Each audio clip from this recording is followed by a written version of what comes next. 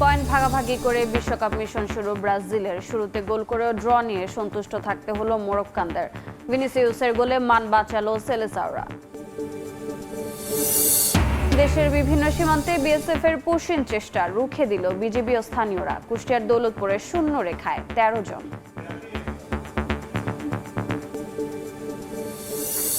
খেলনা থেকে রক্তে মিশছে সীসা। 3 কোটি শিশুর শরীরে মাত্রাতিরিক্ত উপস্থিতি বাড়াচ্ছে স্বাস্থ্য ঝুঁকি। ঝুঁকিতে গর্ভবতী নারীরাও।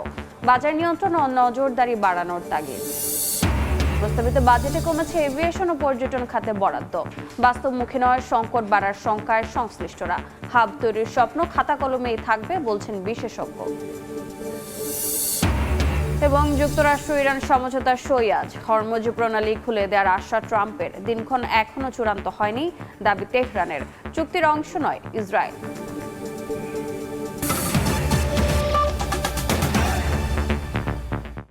সময় সংবাদের সঙ্গে আছে রোজা চৌধুরী।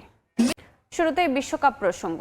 মরক্কোর বিপক্ষে ড্র দিয়ে বিশ্বকাপ শুরু করলো 5 বারের চ্যাম্পিয়ন ব্রাজিল। শুরুতে পিছিয়ে গেল ভিনিসিয়াস জুনিয়রের দুর্দান্ত গোলে ম্যাচে ফেরে সেলেসাওরা। এরপর কিছু সুযোগ তৈরি করলেও লিড নিতে পারেনি কোনো দলই। পয়েন্ট ভাগাভাগি করে মাঠ ছাড়ে দুদল। যুক্তরাষ্ট্র থেকে সাজিদ মুস্তাহিদের রিপোর্ট। ৬৭ বছর বয়সে বিশ্বকাপ অভিষেক ইতালিয়ান কোচ কার্লো অ্যাঞ্চেলোত্তির। নিজের প্রথম ম্যাচেই একাদশ নির্বাচনে দিলেন চমক। মাথেউস কুনিয়ার জায়গায় আক্রমণ ভাগে ইগর থিয়াগো, রাইট ব্যাকে রজার ইবানেজ। ম্যাচের শুরু থেকেই ব্রাজিলকে চাপে রাখে মরক্কো। প্রথম 7 মিনিট বলের দখল নিজেদের কাছে রাখে অ্যাটলাস লায়ন্স। পোস্টে 2টা শট নিলেও কোনো মতে তা রুখে দেয় ব্রাজিল। 14 মিনিটে গোলের সহজ সুযোগ হারান ব্রাজিলের ইগর থিয়াগো। ভিনির পাসে মাথা ছোঁয়ালে লিড নিতে পারত ব্রাজিল। সেলেসাওরা না পারলেও সুযোগ কাজে লাগিয়েছে মরক্কো। 21 মিনিটে ব্রাহিম দিয়াজের থ্রু পাস থেকে চিপ করে গোল করেন মরক্কন ফরওয়ার্ড ইসমাইল সাইবারি। 27 মিনিটে আরও একটা সুযোগ পায় মরক্কো। এবার বল চলে যায় পোস্টের বাইরে দিয়ে। গোল হজম করে অগোছালো খেলা ব্রাজিলের ত্রাতা হয়ে আসেন ভিনি জুনিয়র। 32 মিনিটে বাঁ প্রান্ত থেকে মরক্কোর বক্সে ঢুকে দারুণ শটে গোল করেন ব্রাজিল তারকা। সমতা নিয়ে বিরতিতে যায় দুদল। ম্যাচের প্রথমার্ধ উত্তেজনাপূর্ণ হলেও দ্বিতীয়ার্ধের শুরুটা ছিল ম্যারমেরে। বল পজিশনে এগিয়ে ছিল ব্রাজিল। মরক্কো চেষ্টা করে গেছে রক্ষণে মনোযোগ দিয়ে কাউন্টার অ্যাটাকে যেতে। দ্বিতীয়ার্ধে এগিয়ে যেতে পারত ব্রাজিল। ম্যাচের 67 মিনিটে সুযোগ আসে রফিনিয়ার, কিন্তু বলে পা ছোঁয়াতে পারেননি এই উইঙ্গার। 78 মিনিটে আবারও আক্রমণে ব্রাজিল। এবার লেফট উইং থেকে বল পান রফিনিয়া, কিন্তু এবারও ইয়াসিন বুনোকে পরাস্ত করতে ব্যর্থ বার্সা ফুটবলার।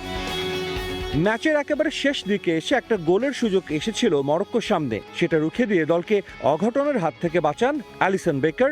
1-1 সমতায় শেষ হয় Brazil Morocco high voltage match. দুদলের সামনেই সুযোগ ছিল জয় তুলে নেয়ার, কিন্তু শেষ পর্যন্ত ম্যাচটা 1-1 সমতায় শেষ হওয়ায় হয়তো আক্ষেপ থাকবে না কোনো দলেরই। কার্লো অ্যাঞ্চেলোত্তির অধীনে ব্রাজিল বিশ্বকাপে নিজেদের প্রথম ম্যাচ খেলেছে, আর এই ম্যাচটাই ছিল গ্রুপের সব থেকে কঠিন ম্যাচ। সেখান থেকে 1 পয়েন্ট আদায় করে নিয়ে ব্রাজিলের জন্য নকআউটের পথটা অনেকটাই সহজ হয়ে গেল। যুক্তরাষ্ট্র থেকে সাজিদ মুস্তাহিদ, সময় সংবাদ। নড়বড়ে হলেও শেষ পর্যন্ত মরক্কোর সঙ্গে পয়েন্ট ভাগ করে বিশ্বকাপ মিশন শুরু করেছে ব্রাজিল। প্রথম ম্যাচেই 5 বারের চ্যাম্পিয়নরা দেখিয়ে দিয়েছে কোনোভাবেই তারা আলোচনার বাইরে থাকা দল নয়। তবে এসবের মাঝেও কিছু দুর্বলতা স্পষ্ট সেলেসাওদের। এখনও সেরা কম্বিনেশনের খোঁজ পাননি আনচেলত্তি। যদিও নেইমারের অন্তর্ভুক্তে ব্রাজিলকে করে তুলতে পারে আরও শক্তিশালী। নিউ জার্সি থেকে সামিক ইকবালের বিশ্লেষণ। ব্রাজিলের মতো দলগুলো যখন আসলে বিশ্বকাপ শুরু করে তখন সবারই ফোকাস এই ম্যাচগুলোর দিকে থাকে, কারণ টুর্নামেন্ট শেষে এই দলগুলোই হয় চ্যাম্পিয়ন হবে, নতুবা রানার্স আপ কিংবা টপ 4-এ জায়গা করে নেবে। প্রথমেই যদি এই ম্যাচের ইতিবাচক দিকগুলোর দিকে আমরা ফোকাস করি, সেটা হচ্ছে মেটলাইফে ব্রাজিল যে ম্যাচটা শুরু করেছে মরক্কোর বিপক্ষে, সেটা নিশ্চিতভাবেই একেবারে নড়বড়ে একটা শুরু বলা যেতে পারে। কারণ মরক্কো শুরুর দিকে এমনভাবে ব্রাজিলকে চেপে ধরেছিল, মনে হচ্ছিল যে হয়তোবা এই ম্যাচে ব্রাজিল 2 বা ততোধিক বা তার চেয়েও বেশি গোল কনসিড করে ফেলতে পারে। এবং ব্রাজিল কিন্তু শুরুতে গোল হজম করে, কিন্তু সেখান থেকে ব্রাজিল যেভাবে বেরিয়ে এসেছে, প্রথমে সমতায় ফিরেছে, তারপর ম্যাচের বাকি সময়টুকু, স্পেশালি যদি প্রথমার্ধের শেষ দিক থেকে শুরু করে দ্বিতীয়ার্ধের পুরো সময়টা যেভাবে আধিপত্য বিস্তার করে খেলেছে, তাতে নিঃসন্দেহে বলা যেতে পারে এই দলটা অনেক দূর যাবে। অর্থাৎ কার্লো অ্যানচেলোত্তি যে দলটাকে সাজিয়েছেন সেটা যে লম্বা রেসের ঘোড়া হবে তা বলা যায় অবলীলায়। এইবার যদি ব্রাজিলের যে ম্যাচ নিয়ে সামনের দিনের যে শঙ্কা বা যে জায়গাগুলোতে কাজ করতে হবে সেদিকে যদি ফোকাস করি, সবার আগেই যে কথাটা বলতে হয় সেটা মনে হয়েছে কার্লো অ্যানচেলোত্তি হয়তোবা তার স্পেশাল 26 থেকে বেস্ট 11 যেটা সেটা এখনো গুছিয়ে উঠতে পারেনি। পরীক্ষা নিরীক্ষা বা কাটাছেঁড়া রয়েছে, সেই কাটাছেঁড়া হয়তো সামনের দিনে যে ম্যাচগুলো রয়েছে সেই ম্যাচগুলোর মধ্যেও সেলেসাও কোচিং স্টাফ বা টিম ম্যানেজমেন্ট যারা আছে তারা করবেন এবং সেখান থেকে তারা বেস্ট 11 খুঁজে বের করবেন। এবারের বিশ্বকাপের প্রথম যে হাই ভোল্টেজ যে ম্যাচটা, সেই ম্যাচটা আসলে যতটা প্রত্যাশিত ছিল ভক্তদের কাছ থেকে হয়তোবা অনেকেই পুরোপুরি প্রত্যাশা অনুযায়ী পারফরমেন্স পাননি, তবে সার্বিকভাবে যদি বলা যায় ম্যাচটা যেভাবে শেষ হওয়ার কথা ছিল ঠিক সেইভাবেই শেষ হয়েছে। সামনের দিনে এই গ্রুপ থেকে অর্থাৎ মরক্কো এবং ব্রাজিলের মধ্য থেকে কেউ যদি রাউন্ড অফ 16 পার হয়ে কোয়ার্টার ফাইনাল পার হয়ে বা সেমিফাইনাল কিংবা ফাইনালে জায়গা করে নেয় তাহলে কিন্তু অবাক হওয়ার মতো কিছুই থাকবে না। নিউ ইয়র্ক থেকে SM ইকবাল, সময় সংবাদ। শেষ মুহূর্তের গোলে নিজেদের বিশ্বকাপের ইতিহাসে প্রথম পয়েন্টের দেখা পেল কাতার। সুইজারল্যান্ডের বিপক্ষে 1-1 গোলে ড্র করেছে এশিয়ার দলটি। ম্যাচের শুরুতেই পিছিয়ে পড়ার পর যোগ করার সময়ে গোল করে কাতারকে ড্র এনে দেন বোয়ালেম খাউখে। সুইসদের হয়ে ম্যাচের বাকি গোলটা করেন ব্রেল এমবোলো। যুক্তরাষ্ট্রের ক্যালিফোর্নিয়া থেকে লস্কর আল মামুনের রিপোর্ট। এবারের বিশ্বকাপে নিজেদের প্রথম জয় থেকে মাত্র 2 মিনিট দূরে ছিল সুইজারল্যান্ড। তবে ক্যালিফোর্নিয়ার সান ফ্রান্সিসকো বে এরিয়ায় তাদের ভাগ্যে লেখা ছিল অন্য কিছু। ফেব্রুয়ারির তকমা নিয়ে মাঠে নামা সুইসরা শেষ পর্যন্ত আর জয় নিয়ে ফিরতে পারেনি। 1-0 গোলে পিছিয়ে থাকা কাতারকে দারুণ এক অ্যাক্রোবেটিক গোলে শেষ মুহূর্তে ম্যাচে ফেরান বোয়ালেম খাউখি। 2022 বিশ্বকাপে কোনো ম্যাচ না জেতা স্বাগতিক কাতার 2026-এ এসেই তুলে নেয় নিজেদের বিশ্বকাপ ইতিহাসে প্রথম পয়েন্ট। ম্যাচের শুরু থেকেই আধিপত্য ছিল ইউরোপের পাওয়ার হাউস সুইজারল্যান্ডের। বল দখল থেকে আক্রমণ সব জায়গায় প্রতিপক্ষকে এক প্রকার কুণ্ঠাসা করে রাখে সুইসরা। প্রথমার্ধে প্রতিপক্ষের জালে মোট 4টি অন টার্গেট শট রাখে সুইজারল্যান্ড। তবে রুবেন ভার্গাস, ব্রেল এমবোলোদের সব আক্রমণ এক হাতেই রুখে দেন কাতারি গোলরক্ষক আবু নাডা।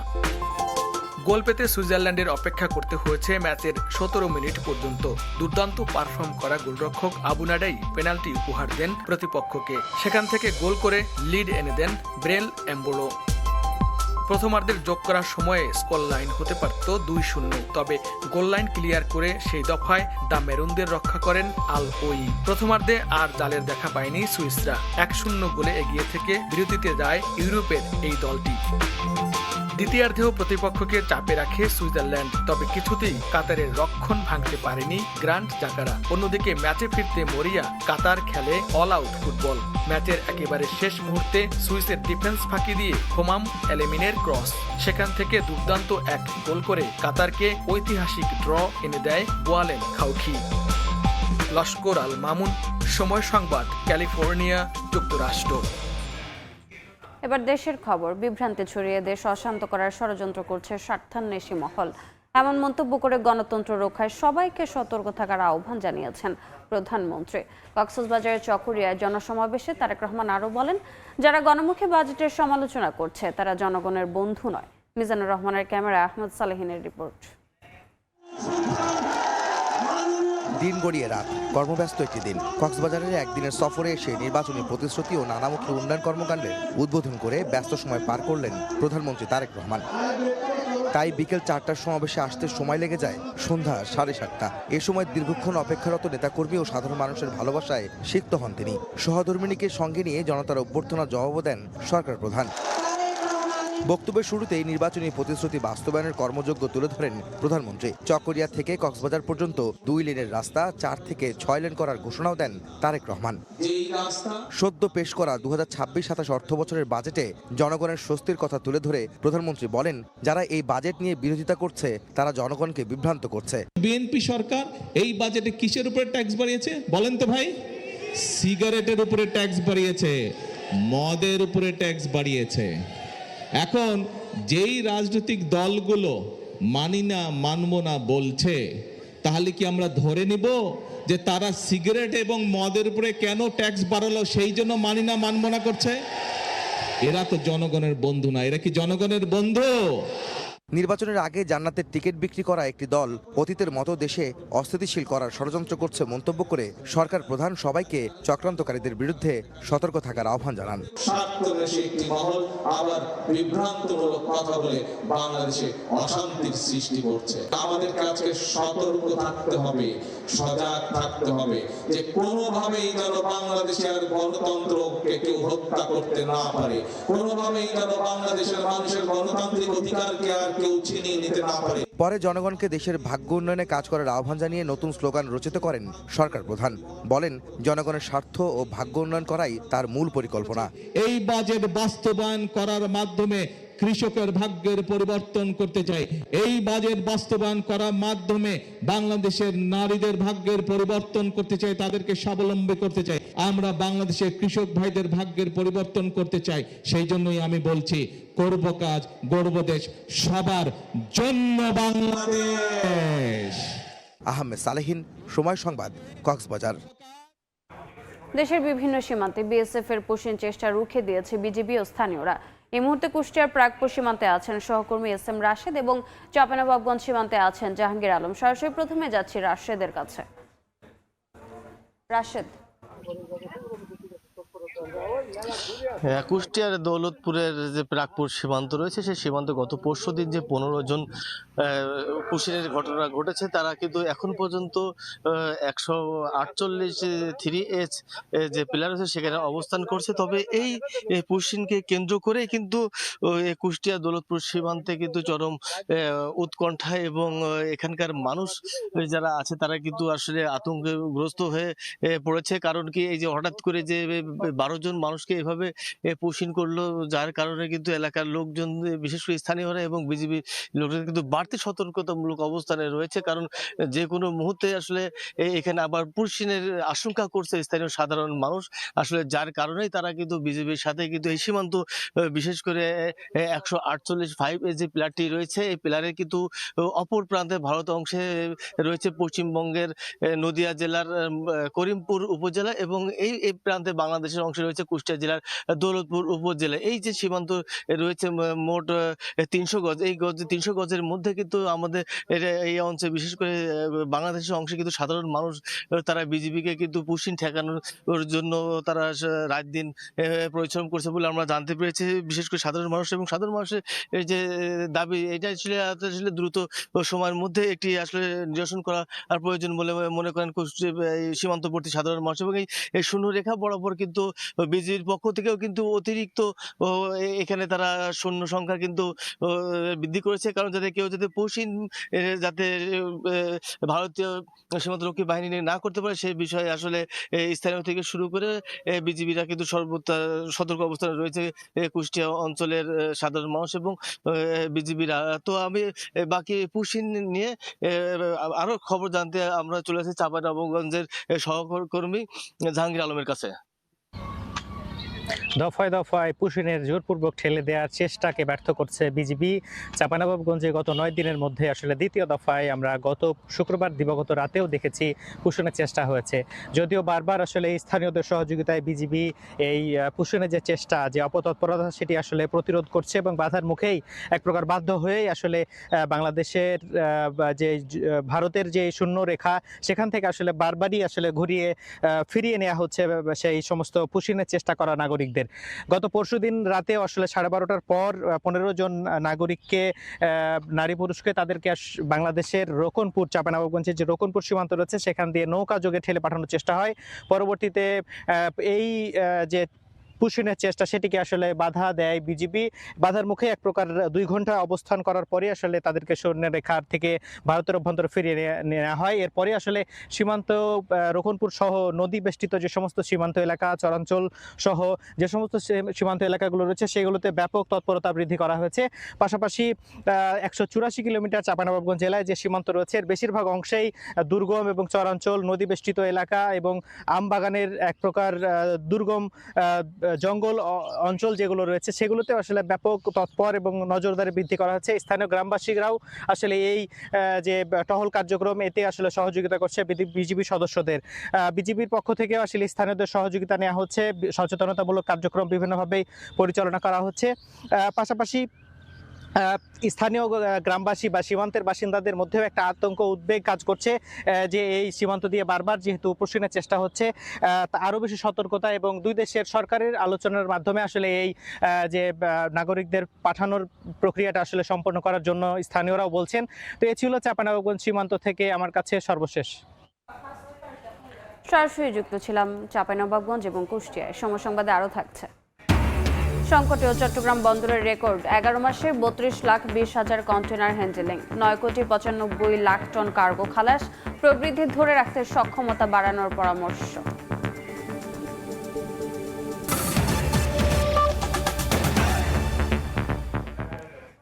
শিশুর কান্না থামাতে হাতে দেয়া খেলনা কতটা নিরাপদ? খেলনার রঙে থাকা সীসা মুখ হয়ে মিশছে শিশুর রক্তে, এমন ভয়াবহ তথ্য দিয়েছে গবেষণা সংস্থা environment and social development organisation ESDO. আইসিডিডিআরবির আরেক গবেষণা বলছে দেশে 6 বছরের কম বয়সী প্রায় 3.5 কোটি শিশুর শরীরে পাওয়া গেছে মাত্রাতিরিক্ত সীসার উপস্থিতি। অনুপ দত্তের ছবিতে আবু সাইদ নিশানের প্রতিবেদন।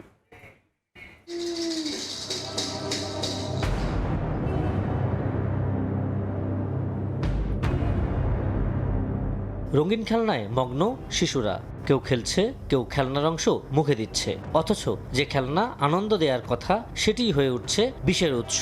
খেলনার রঙে থাকা সীসা হাত গড়িয়ে মুখ হয়ে মিশছে শিশুর রক্তে। কিন্তু শিশুদের জন্য ভয়াবহ এই স্বাস্থ্য ঝুঁকির বিষয়ে কতটা জানেন অভিভাবকরা?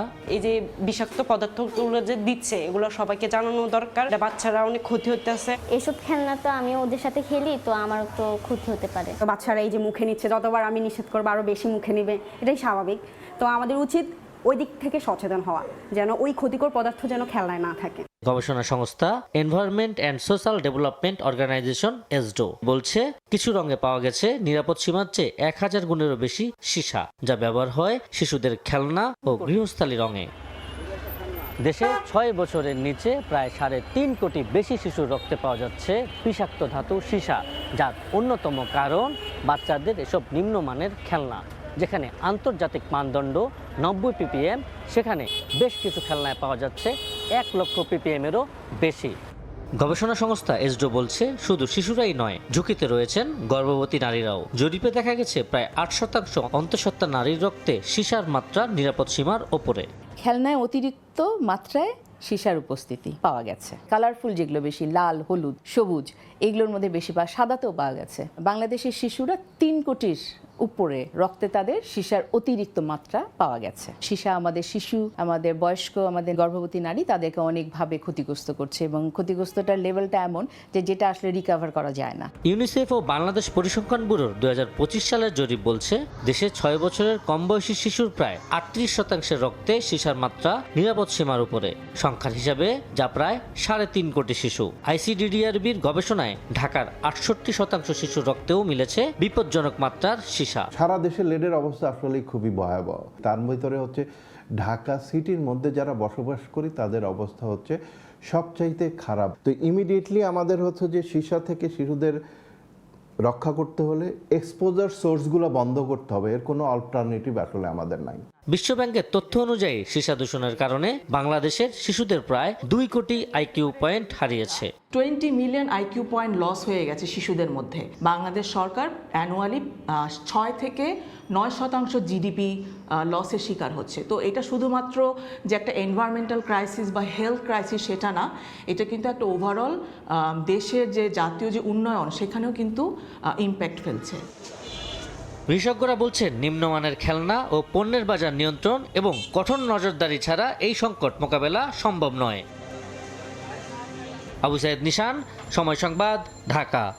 বাজেটে বিমান ও পর্যটন মন্ত্রণালয়ের বরাদ্দ 1884 কোটি টাকা, যা চলতি অর্থ বছরের তুলনায় 571 কোটি টাকা কম। খাত সংশ্লিষ্টরা বলছেন এভিয়েশন খাতের উন্নয়নে এই বরাদ্দ বাস্তবমুখী নয়।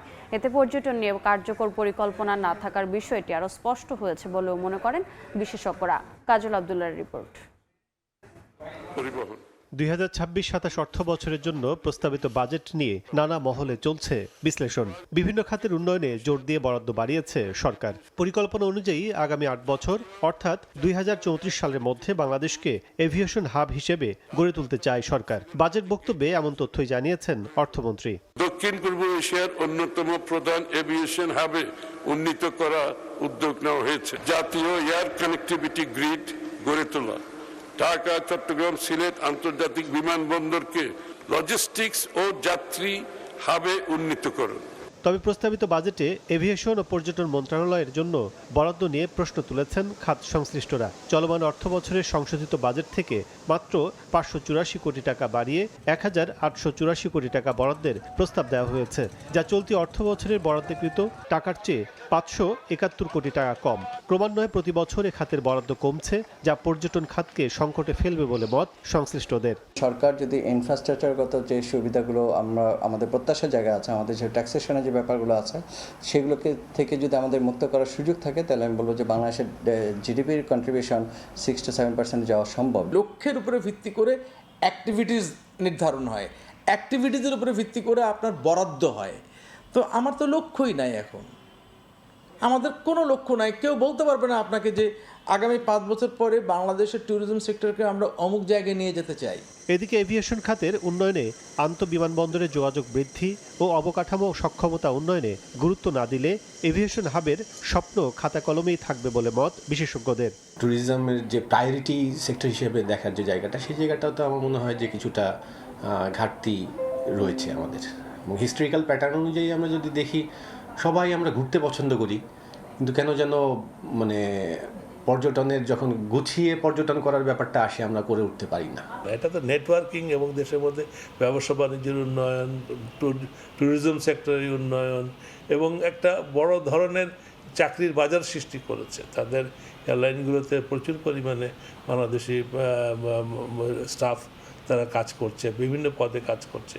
এই এয়ারলাইনগুলোকে আমরা বাঁচিয়ে রাখতে গেলে বাজেটারি সাপোর্ট দরকার হবে। একদিকে নীরব কর্মসংস্থান তৈরি, অন্যদিকে বিশ্ব এভিয়েশনের সঙ্গে প্রতিযোগিতাপূর্ণ খাত হিসেবে গড়ে তুলতে এ খাতে বরাদ্দ কয়েক গুণ বাড়ানোর দাবি অংশীজনদের। কাজল আব্দুল্লাহ, সময় সংবাদ, ঢাকা। মধ্যপ্রাচ্য যুদ্ধে বিশ্ব অর্থনীতিতে স্থবিরতা, শ্রমিক আন্দোলনেও রেকর্ড গড়তে যাচ্ছে চট্টগ্রাম বন্দর। চলতি অর্থ বছরের 11 মাসে 32,20,000 কন্টেইনার হ্যান্ডেলিং এবং 9,95,00,000 টন কার্গো খালাস হয়েছে। প্রবৃদ্ধির এই ধারা অব্যাহত রাখতে রাজনৈতিক স্থিতিশীলতা বজায়ের পাশাপাশি বন্দরের সক্ষমতা বাড়ানোর বিকল্প দেখছেন না ব্যবসায়ী নেতারা। শাখল চুপুর ক্যামেরায় বিস্তারিত জানাচ্ছেন কমল দে। 2025-26 অর্থ বছরের মে পর্যন্ত 11 মাসে 32,20,000 টিউএস কন্টেনার, 9,95,00,000 মেট্রিক টন কার্গো এবং 3,952টি জাহাজ হ্যান্ডেলিং হয়েছে চট্টগ্রাম বন্দরে, যা আগের অর্থ বছরের তুলনায় বেশি। পাশাপাশি বছর শেষে মোট 35,42,000 কন্টেনার, 10,69,00,000 মেট্রিক টন কার্গো পণ্য এবং 4,317টি জাহাজ হ্যান্ডেলিংয়ের আশা করছে কর্তৃপক্ষ। এটি হবে বন্দরের ইতিহাসে রেকর্ড। 4,300-র উপরে জাহাজ আমাদের চট্টগ্রাম বন্দরে আসবে বলে আমরা আশা করছি, এবং আমরা যদি 3টা ক্ষেত্রেই ধরি, আমরা অতীতের সকল রেকর্ড ভঙ্গ করে নতুন রেকর্ড সেট করব বলে আমরা আশা করছি। গত ফেব্রুয়ারির শেষ সপ্তাহে শুরু হওয়া মধ্যপ্রাচ্যে অস্থিরতার প্রভাবে টালমাটাল বিশ্ব অর্থনীতি, এর মাঝে আবার দাবি আদায়ে চট্টগ্রাম বন্দরের শ্রমিকদের ধর্মঘট। তারপরও দেশের আমদানি পরিস্থিতি স্বাভাবিক থাকায় এ প্রবৃদ্ধি বলে মনে করছেন ব্যবসায়ীরা। আমি মনে করি বন্দরটাকে কোনোভাবেই একটা মিনিটের জন্য বন্ধ রাখাটা ঠিক হবে না। আমাদের যেহেতু ইম্পোর্ট বেস, আমাদেরকে আমদানি রপ্তানি সব কিছু কিন্তু আমাদেরকে স্মুথলি অপারেশন করতে হলে বন্দরকে 24/7 রান করতে হবে। চলতি অর্থ বছরের কন্টেনারে 7.47%, কার্গো হ্যান্ডেলিংয়ে 16.19% এবং জাহাজ আসার ক্ষেত্রে 5.89% প্রবৃদ্ধির পূর্বাভাস দিয়েছে বন্দর কর্তৃপক্ষ। আর এ দ্বারা অব্যাহত রাখতে রাজনৈতিক স্থিতিশীলতা বজায় রাখার পাশাপাশি বন্দরের সক্ষমতা বাড়ানোর কোনো বিকল্প দেখছেন না ব্যবসায়ী নেতারা। আমদানি রপ্তানি বৃদ্ধি পাচ্ছে, এটার মূল আসলে কারণ আমি মনে করি যে ব্যবসায়ীরা মনে করছে এখন একটা স্টেবল গভর্নমেন্ট আছে এবং এটা যদি কন্টিনিউ করে এই বিশ্বাসটা যে স্টেবল গভর্নমেন্ট, তাহলে ব্যবসা বৃদ্ধি পাবে ভবিষ্যতে। সকল পরিস্থিতির মধ্যে আমাদের অর্থনৈতিক চাকাটা সুনির্দিষ্টভাবে আমরা সক্ষম রাখতে পেরেছি এবং সচল রাখতে পেরেছি, যে কারণে আমাদের এই আমদানি রপ্তানির ক্ষেত্রে প্রবৃদ্ধিটা পেয়েছে। লয়েড লিস্ট অনুযায়ী বিশ্বের ব্যস্ততম 100 বন্দরের মধ্যে চট্টগ্রাম বন্দর 68তম হলো কন্টেনার হ্যান্ডেলিংয়ে প্রবৃদ্ধি চলতি বছর তালিকায় এগিয়ে আসার সম্ভাবনা তৈরি করেছে। দেশের আমদানি রপ্তানি বাণিজ্যের 93% সম্পন্ন হয় এই বন্দর দিয়ে। নানা সংকটের মাঝেও যেহেতু এই বন্দর কন্টেনার এবং কার্গো হ্যান্ডেলিংয়ের রেকর্ড করছে, আর তাতে বলা চলে গতিশীল রয়েছে দেশের সামগ্রিক অর্থনীতি। চট্টগ্রাম বন্দর থেকে কমল দে, সময় সংবাদ। দেখছেন সময় সংবাদ। সিলেট নগরীর আয়তন প্রায় 3 গুণ বাড়লেও বর্ধিত 15টি ওয়ার্ডে স্থাপন হয়নি সিসিটিভি ক্যামেরা। এতে বাড়ছে অপরাধ। শহরের অধিকাংশ নিরাপত্তা ক্যামেরা পুরনো হয়ে যাওয়ায় মিলছে না কাঙ্ক্ষিত সুফল। নতুন ওয়ার্ডগুলো সিসিটিভি ক্যামেরার আওতায় আনার প্রতিশ্রুতি দিয়েছে সিটি কর্পোরেশন, আর উচ্চ প্রযুক্তির ক্যামেরা স্থাপনের ঘোষণা দিয়েছেন সংসদ সদস্য। দিগেন সিংহের তোলা ছবিতে বিস্তারিত ইকরামুল কবিরের রিপোর্টে। গত 9 মাসে 350 ছিনতাইকারীকে আটক করে পুলিশ। নথিভুক্ত হয় অন্তত 20টি ঘটনা। এরই সঙ্গে চুরি ও সন্ত্রাসী তৎপরতার ঘটনা ঘটে শতাধিক। নগরীর নিরাপত্তা নিশ্চিতে 2019 সালে সিটি কর্পোরেশনের উদ্যোগে নগরীর বিভিন্ন গুরুত্বপূর্ণ পয়েন্টে স্থাপন করা হয় 108টি সিসিটিভি ক্যামেরা। ক্যামেরাগুলোর মধ্যে বর্তমানে 10টি অচল। সিসি ক্যামেরা নাই যেখানে, সেখানে বেশি অপেক্ষিত ঘটনা ঘটে। ক্যামেরা লাগানো আছে ঠিকই, কিন্তু রান করতেছে না। বর্তমান সময়ে অনেক হাই রেজলিউশন ক্যামেরা বাজারে এসেছে। এটাকে যদি রিপ্লেস করা হয় তাহলে এটা অপরাধ নিয়ন্ত্রণে অনেক বেশি সহায়ক হবে।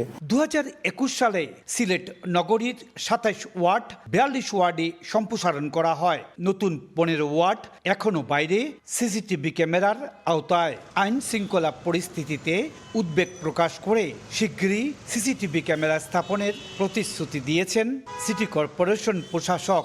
আইন শৃঙ্খলা বাহিনী খুবই তৎপর। কোনো চুরি ছিনতাই হওয়ার সাথে সাথেই যারা ক্রিমিনাল তাদের পাকড়াও করে, কিন্তু তারপরেও তো এটা কোনো স্বস্তিদায়ক না। আর শহরের নিরাপত্তা নিশ্চিতে উচ্চ প্রযুক্তির ক্যামেরা স্থাপনের ঘোষণা দিয়েছেন সিলেট 1 আসনের সংসদ সদস্য।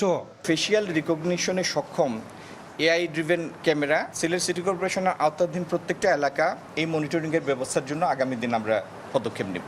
এআই ভিত্তিক ফেস রিকগনিশন ক্যামেরা স্থাপন করা গেলে অপরাধী শনাক্তকরণ, নিখোঁজদের সন্ধান, যানবাহনের নম্বর প্লেট শনাক্তের মাধ্যমে পরিস্থিতি নিয়ন্ত্রণে রাখা সম্ভব বলেও জানান সংশ্লিষ্টরা। ইকরামুল কবির, সময় সংবাদ, সিলেট। নেত্রকোনায় মাদকের ভয়াবহতা বাড়ায় প্রতিনিয়ত সংগঠিত হচ্ছে নানা অপরাধ, ঘটছে হত্যাকাণ্ড। পুলিশের অভিযান চলল ধরাছোঁয়ার বাইরে কারবারি সহ মদতদাতারা। এতে আইন শৃঙ্খলা বাহিনীর ভূমিকা নিয়ে জনমনে প্রশ্ন উঠেছে। আলপনা বেগমের তথ্য, আবু সুফিয়ানের ছবিতে রিপোর্ট। এসব ঘটনায় জেলা জুড়ে আতঙ্ক বিরাজ করছে। স্থানীয়রা বলছেন মাদকের সহজলভ্যতা ও বিচার না হওয়ায় নানা অপরাধ, এমনকি হত্যার মতো ঘটনাও ঘটছে বারবার। পুলিশ ও মাদক নিয়ন্ত্রণ অধিদপ্তরের প্রতিনিয়ত মাদক বিরোধী অভিযান চললেও মূল হোতারা থেকে যাচ্ছে আড়ালে। যে লোক ও জানে সারা না পায় যখন তনের মাইরা হালানি কথা আছে এইগুলা যদি নিষেধাজ্ঞা হয় তাহলে আমরা এলাকাতে থাকবো কিভাবে? মাদক বর্তমান সময়ে এক ভয়াবহ আকার রূপ ধারণ করেছে। সমাজে রন্ধ্রে রন্ধ্রে প্রবেশ করে গিয়েছে। স্কুল কলেজের ছেলেমেয়েরা এখন অহরহভাবে সহজলভ্য হয়ে গেছে মাদকটা। একজন নিরপরাধ মানুষ কেন অহেতুক করবে? আর একজন অপরাধী শাস্তি না পেয়ে দীর্ঘ সময় এই আইনের ফাঁক পুকুরে ঘুরতে থাকবেন, এটাও আমরা কামনা করি না। মাদকদ্রব্য নিয়ন্ত্রণ অধিদপ্তরের কর্মকর্তারা বলছেন মাদক ব্যবসায়ীদের আটক করার পর তারা জামিন নিয়ে পুনরায় একই ধরনের অপরাধ করছে। তবে মাদক নির্মূলে তৎপর থাকার কথা জানিয়েছে পুলিশ। যারা মাদক ব্যবসায়ী আছে, মাদক কারবারি আছে এবং মাদক সেবী আছে, তাদেরকে আইনের আওতায় আনার জন্য প্রতিনিয়ত অভিযান পরিচালনা করছে। 292টি মামলা রুজু হয়েছে এবং 430 জনের মতো গ্রেফতার হয়েছে এবং তারা আইনের আওতায় এসেছে। দেখছেন সময় সংবাদ। রোগী বাড়লেও সিলেটের এমএজি ওসমানী মেডিকেল কলেজ হাসপাতালের হৃদরোগ বিভাগে বৃদ্ধি পায়নি শয্যা। 34টি বেডের এই ওয়ার্ডে প্রতিদিন ভর্তি থাকেন ধারণ ক্ষমতার কয়েক গুণ বেশি। অন্যদিকে জনবল সীমিত থাকায় সেবা দিতে হিমশিম অবস্থায় সংশ্লিষ্টরা। নতুন ভবনের নির্মাণ কাজ শেষ হলে একই ছাদের নিচে মিলবে হৃদরোগ সহ বিভিন্ন রোগের চিকিৎসা, জানায় কর্তৃপক্ষ। অপু বণিকের তথ্য ও ছবিতে রিপোর্ট।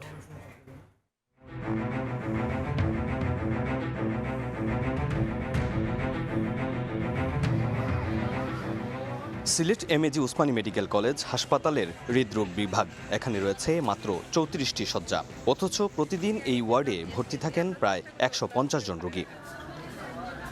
বারান্দা ও করিডোর থেকে শুরু করে ওয়ার্ডের প্রবেশ মুখের মেঝেতেও ভর্তি থাকতে হয় রোগীদের। হসপিটালের যে সিট সংখ্যাগুলো আছে এর চাইতে অনেক বেশি রোগী হয়, আর বেশি রোগী হওয়ার কারণে পর্যাপ্ত পরিমাণ চিকিৎসা রোগীরা পায় না। চিকিৎসা ভালো ঠিক আছে, কিন্তু সিট অনেক যদি আরও কিছু বাড়তি হয় তাহলে আরও ভালো হবে, উন্নত মানের হবে। বর্তমানে খুব ক্রাইসিস সিটের, বাইরে থাকা লাগে, রোগীর প্রবলেম হয়। জায়গাও না পুরান মেডিকেল, এতে কোনো কমতি নাই। তারা একটু লেন্দি করে, তারা যেমন একটু অনেক সময় তারা একটু সরকারি তো একটু ইয়ে করে, একটু গাফাতে করে। মিনিমাম 10টা বাথরুম, আর সিট অনেকগুলার দরকার আছে, সিট অনেকগুলা কম, এই কারণে রোগীরা যাচ্ছে হয়। রোগীর চাপ সামাল দিতে চিকিৎসা সংশ্লিষ্ট সবারই হিমশিম অবস্থা, রয়েছে জনবল সংকটও। পেশেন্ট ওভারলোড, আর আমরা ম্যান পাওয়ার খুবই কম। তারপরেও আমরা সর্বোচ্চভাবে চেষ্টা করে যাচ্ছি, যেহেতু অসুস্থ মানুষ আমাদের কাছে আসতেছে। চিকিৎসকরা বলছেন দিন দিন বাড়ছে হৃদরোগীর সংখ্যা। মানসম্মত চিকিৎসা সেবা নিশ্চিতে প্রয়োজন হৃদরোগ বিভাগে শয্যা বৃদ্ধি এবং প্রয়োজনীয় জনবল নিয়োগ। প্রশিক্ষিত নার্স, টেকনিশিয়ান এবং অন্যান্য সাপোর্টিং স্টাফ সহ যদি আমাদের শয্যার সংখ্যা একটু বাড়ানো হয়, তাহলে আমাদের এই সীমাবদ্ধতার মধ্যেই আমরা চিকিৎসকরা সিলেট কার্ডিওলজি ডিপার্টমেন্ট দ্বারা ওসমানী মেডিকেল কলেজের হাসপাতালের সেবাকে আমরা আরও উন্নত করে প্রায় আমরা উন্নত বিশ্বের মতো নিয়ে যাওয়ার চেষ্টা এবং সমগ্র সিলেট বিভাগের মানুষদের সেবা দেওয়ার আমরা দিতে পারবো। হাসপাতাল পরিচালক জানান, শয্যা সংকট নিরসন এবং চিকিৎসা সেবার মান উন্নত করতে নির্মাণ করা হচ্ছে 17 তলা ভবন। সেখানে এক ছাদের নিচে হবে ক্যান্সার, কিডনিজনিত সমস্যা এবং হৃদরোগের চিকিৎসা। যে এখানে একটা 17 তলা বিল্ডিং কিন্তু প্রক্রিয়ার মধ্যে আছে, এটার আউটার স্ট্রাকচার প্রায় শেষের দিকে 98%। এখানে আমাদের 3টা বিভাগ যাবে, এটা একটা প্রজেক্টের আন্ডারে আছে, তো এটা হলো একজন প্রজেক্ট ডিরেক্টর আছেন, এটা প্রজেক্টটা সম্পন্ন হলে ব্যবহারকারীর কাছে বুঝিয়ে দিবে। 2024 থেকে 2026 মে মাস পর্যন্ত Sylhet MAG Osmani medical college ও হাসপাতালের ইনডোর ও আউটডোর থেকে হৃদরোগ নির্ণয় সেবা নিয়েছেন প্রায় 34,000 রোগী। অপু বণিক, সময় সংবাদ, সিলেট। ময়মনসিংহের ত্রিশালে যিনি ইউএনও হিসেবে আসেন তিনি পুকুর ঘিরে নেন প্রকল্প। কখনো গাইডওয়াল নির্মাণ, কখনো মাছ চাষের জন্য খনন, কখনো আলোকসজ্জা সহ সৌন্দর্য বর্ধনের নামে পার্কিং টাইলস স্থাপন। সরকারি খরচে একের পর এক প্রকল্প চলতেই থাকে। এবার নতুন ইউএনও এসেই পুকুরের কিছু অংশ ভরাট করে রাস্তা করে দেওয়ার উদ্যোগ নিয়েছেন। এ নিয়ে স্থানীয়দের মধ্যে দেখা দিয়েছে ক্ষোভ। গগন পণ্ডিতের ছবিতে ওবায়দুল হকের রিপোর্ট। পুকুরপ্রেমী ত্রিশালের ইউএনও যিনি দায়িত্বে আসেন, তিনিই বাসভবনের পাশে থাকা পুকুর ঘিরে নেন নতুন প্রকল্প। কখনো গাইডওয়াল নির্মাণ, কখনো মাছ চাষের জন্য পুকুর খনন, কখনো আলোকসজ্জা সহ সৌন্দর্য বর্ধনের নামে পার্কিং টাইলস স্থাপন। পুকুর ঘিরে সরকারি খরচে একের পর এক প্রকল্প চলতেই থাকে। এবার নতুন ইউএনও এসেই পুকুর পাড় ভেঙে পড়াকে কেন্দ্র করে ইউএনও বাসভবনের পাশের চলমান রাস্তাটি বন্ধ করেছেন। হাতে নিয়েছেন নতুন প্রকল্প। এদিকে রাস্তা বন্ধ থাকায় ভোগান্তিতে পড়েছেন এই পথে চলাচলকারী স্কুলগামী শিক্ষার্থী ও ছোট যানবাহন। এরকম একটা সরকারি রাস্তা বারবার যেখানে লক্ষ লক্ষ টাকা বিনিয়োগ করা হয়েছে সরকারি বাজেট থেকে, পৌরসভার থেকে, আজকে এই রাস্তা কেন বন্ধ হবে আমরা জানি না। এর চেয়ে গুরুত্বপূর্ণ রাস্তা এগুলি বাদ দিতে উনি এই রাস্তা করতেছে, এটা কি প্রয়োজন ছিল আমাদের? ইউএনওর বাসভবনের সীমানা প্রাচীর ও পাশের পুকুরের মাঝ দিয়ে যাওয়া সড়কটি গার্লস স্কুল থেকে ধানীখোলা সড়ক পর্যন্ত বিস্তৃত। শুধু পথচারী নয়, এই পথে দীর্ঘদিন ধরে চলাচল করে ছোট যানবাহনও। কয়েক বছর আগে প্রায় 10 লাখ টাকা ব্যয়ে ঢালাই করে পুনর্নির্মাণও করা হয় সড়কটি। পুকুর নিয়ে তদন্ত করে এইখান থেকে ডালমে কুচ কালা হয়ে অনেক কিছু বের হয়ে যেতে পারে। তবে বর্তমান ইউএনওর দাবি, উপজেলা পরিষদ ও ইউএনও বাসভবনের নিরাপত্তার কথা বিবেচনা করেই রাস্তা বন্ধের উদ্যোগ নেওয়া হয়েছে। এই যে ভিতর দিয়ে বিভিন্ন ধরনের লোকজনের যাতায়াত রাত্রিকালীন, দিনে, সবসময়, এটা কিন্তু পরিষদের নিরাপত্তাও বিঘ্নিত হচ্ছে। অনিয়ন্ত্রিতভাবে সিএনজি এবং অন্যান্য গাড়ি যাতায়াতের কারণে দেখা গেছে এখানে দুর্ঘটনা ঘটছে। জনদুর্ভোগের বিষয়টি বিবেচনায় নিয়ে 50 বছরেরও বেশি পুরনো এই রাস্তা পুনরায় খুলে দেওয়ার দাবি জানান স্থানীয়রা। উবায়দুল হক, সময় সংবাদ, ময়মনসিংহ। হবিগঞ্জ টুপিয়াজুড়ি আগুয়া সড়কের পিচ উঠে সৃষ্টি হয়েছে খানাখন্দ। বৃষ্টি হলেই পানি জমে প্রায়ই ঘটছে দুর্ঘটনা, এতে চরম দুর্ভোগে চলাচলকারীরা। তবে স্থানীয় সরকার বিভাগ জানায় সড়কটি সংস্কারের উদ্যোগ নেওয়া হয়েছে। বরাদ্দ পেলে শুরু হবে কাজ। রাশেদ আহমদ খানের তথ্য ছবিতে রিপোর্ট। সড়কের পিচ উঠে সৃষ্টি হয়েছে খানাখন্দ। আরসিসি অংশের ঢালাই উঠে বড় বড় গর্ত। ঝুঁকি নিয়ে চলছে যানবাহন, প্রায়ই ঘটছে দুর্ঘটনা। 15 কিলোমিটার দৈর্ঘ্যের হবিগঞ্জ টুপিয়াজুড়ি আগুয়া আঞ্চলিক সড়কটি জেলা শহরের সঙ্গে বানিয়াচং উপজেলার অন্যতম যোগাযোগ মাধ্যম। সড়কটি দিয়ে প্রতিদিন শত শত যানবাহন চলাচল করে। জনবহুল এই সড়কটি টুপিয়াজুড়ি থেকে আগুয়া পর্যন্ত 6 কিলোমিটারের অবস্থা বেহাল।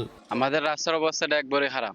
সুস্থ মানুষ এই রাস্তাতে চলাফেরা হলে অসুস্থ হয়ে যায়। আমাদের ফিল্ডে আসতে হয়, আমরা সরকারি চাকরি করি, ওখানে যাতায়াত করতে আমাদের খুব কষ্ট হয়। প্রায় আজকে 10-15 বছর ধরে এই রাস্তাটা মেরামত হয় না। এমপি সাহেবের কাছে আমরা আবেদন রাস্তাটা যেন খুব তাড়াতাড়ি হয়। তবে প্রস্তাবনা পাঠানো হয়েছে।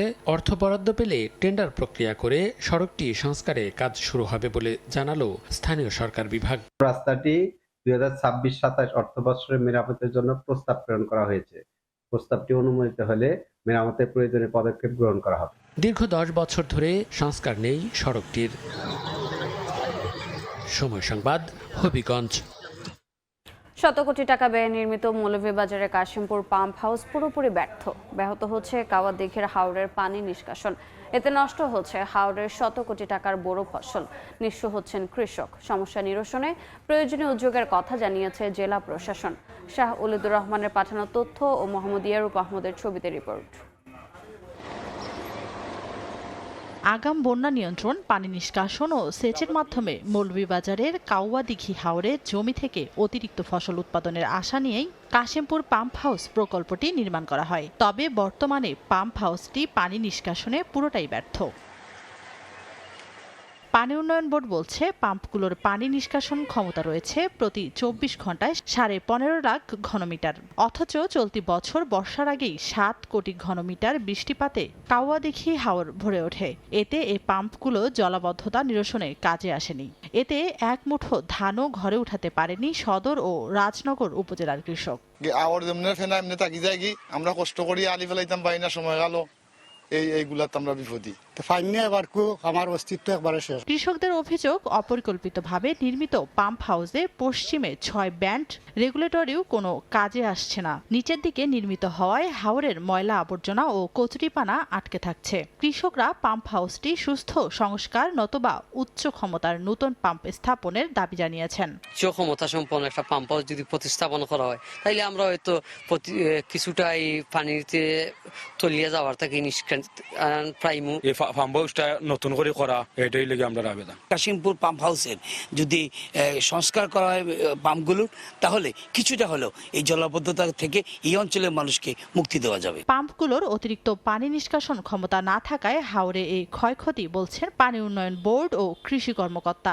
কাশিমপুর পাম্প হাউস কিন্তু কুলায় উঠতে পারে নাই নিষ্কাশন। যেটা হলো এই পাম্প হাউসে যেই পরিমাণ পানি নিষ্কাশন করতে পারবে তার চাইতে অনেক গুণ বেশি পানি যেখানে চলে আসে। তো এই এতগুলো পানি এই অল্প সময় নিষ্কাশন করে এই পাম্প হাউসের পক্ষে সম্ভব না। তবে পাম্পগুলো সংস্কার বা নতুন স্থাপনের বিষয়টি বিবেচনায় নিতে ঊর্ধ্বতন কর্তৃপক্ষকে জানানো হয়েছে বলে জানান জেলা প্রশাসক। মেশিনের মধ্যে 6টা মেশিন বর্তমানে সচল রয়েছে এবং মেশিনগুলি অনেক পুরাতন হয়, এর যে ক্যাপাসিটি সেটা ক্যাপাসিটি অনুযায়ী সে পানি নিষ্কাশন করতে পারছে না। আমরা সরকারকে জানিয়েছি, আশা রাখি যে সরকার এই বিষয়ে ইতিবাচক পদক্ষেপ নেবে। পানি উন্নয়ন বোর্ড 1983 সালে কাশিমপুর পাম্প হাউস প্রকল্পটি নির্মাণ করে। সময় সংবাদ, মৌলভীবাজার। সংরক্ষিত বনাঞ্চলে প্রবেশ সংরক্ষিত থাকলেও শেরপুরের গারো পাহাড়ে মানছেন না কেউই। বনে গড়ে ওঠা আগর বাগান দেখতে ভিড় করছেন শত শত মানুষ।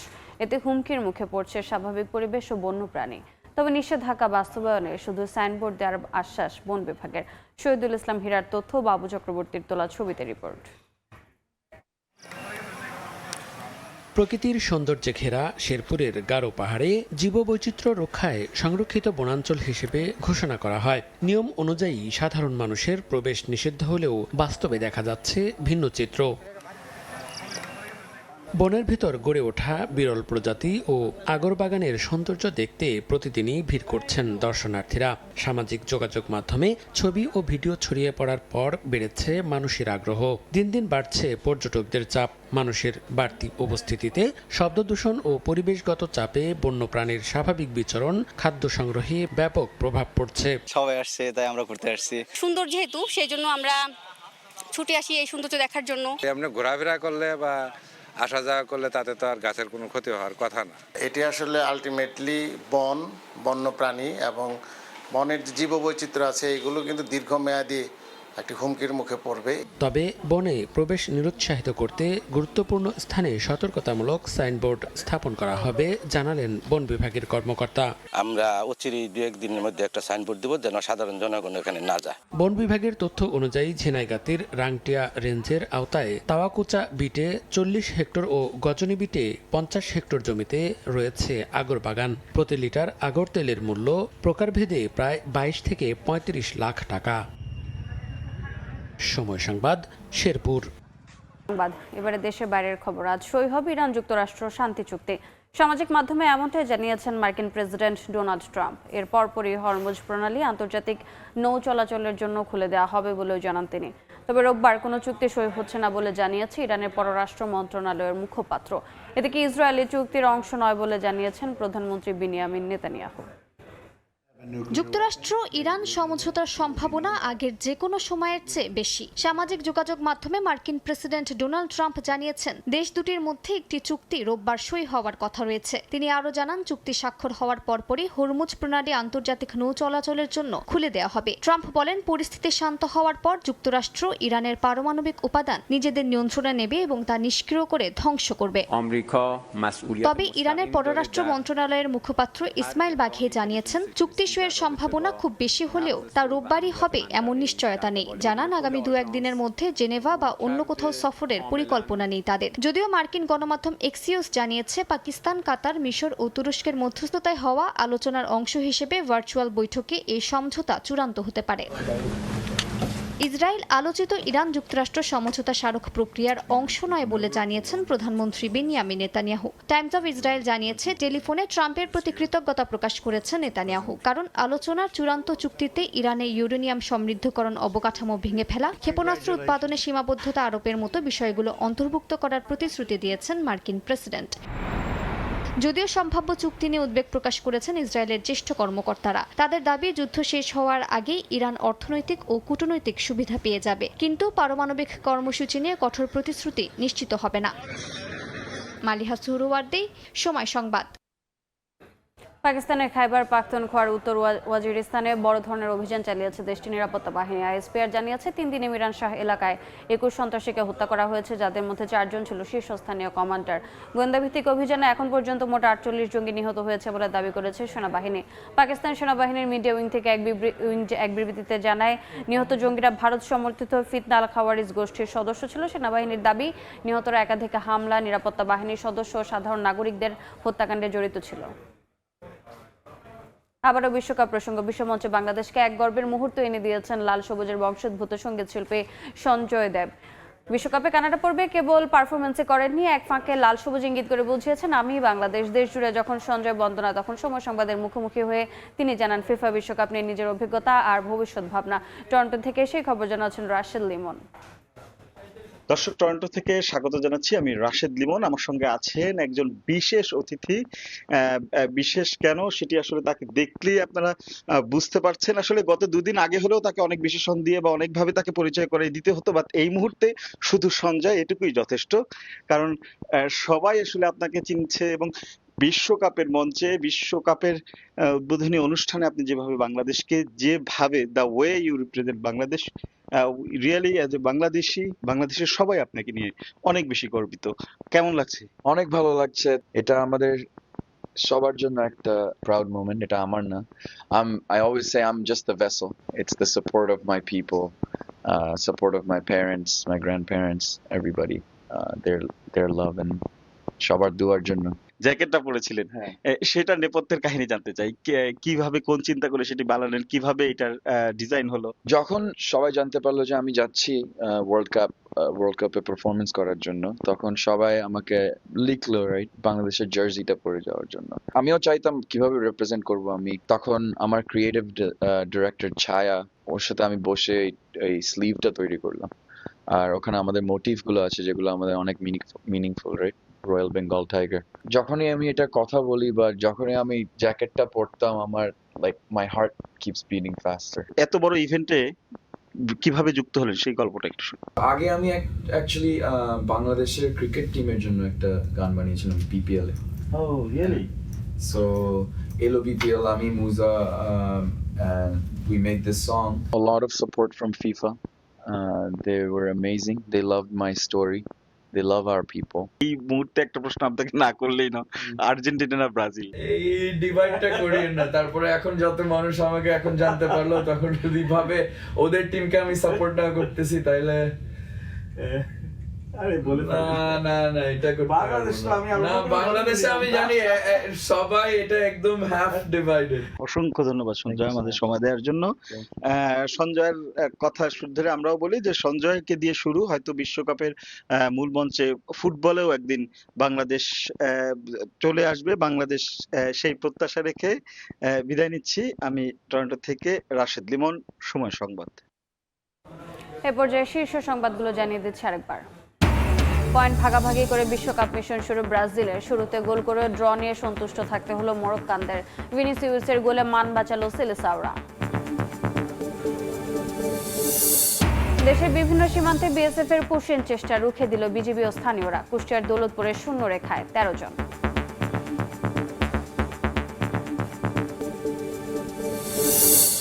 এবং যুক্তরাষ্ট্র ইরান সমঝোতা সই আছে। হরমুজ প্রণালী খুলে দেওয়ার আশা ট্রাম্পের। দিনক্ষণ এখনো চূড়ান্ত হয়নি, দাবি তেহরানের। চুক্তির অংশ নয় ইসরায়েল।